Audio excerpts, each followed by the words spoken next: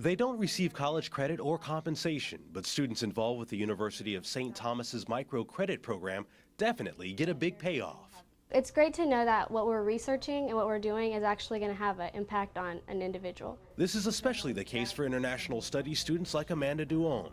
When she lost her father 3 years ago, he urged her to find the people with hope and light in their eyes and to lend them a helping hand. When she heard that UST students could help people in developing countries, she jumped at the opportunity. I was like, oh my gosh, these are the people that have the light in their eyes. This is what my dad meant. This is what I meant to do. The problem is that for working poor in third world countries, getting a hold of cash isn't as simple as, say, going to your local bank and filling out an application. Because of that, when the money runs out, despair can set in.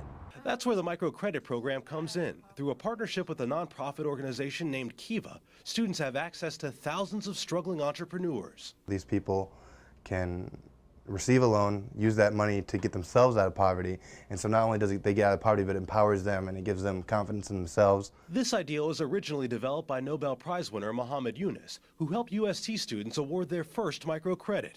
The loans can be as small as $50, but students say the money goes a long way. You see the pride on their faces. You know, someone gave me this opportunity, and look, you know, I was able to help my family, I was able to help my community. It's important to understand this isn't just a sort of good intention. It's important that we really do this well and do it competently, right, with a real sense of the investments bearing fruit for the people involved. And with the groundwork in place, students can now use the theories they've learned in class to make a difference in the world around them.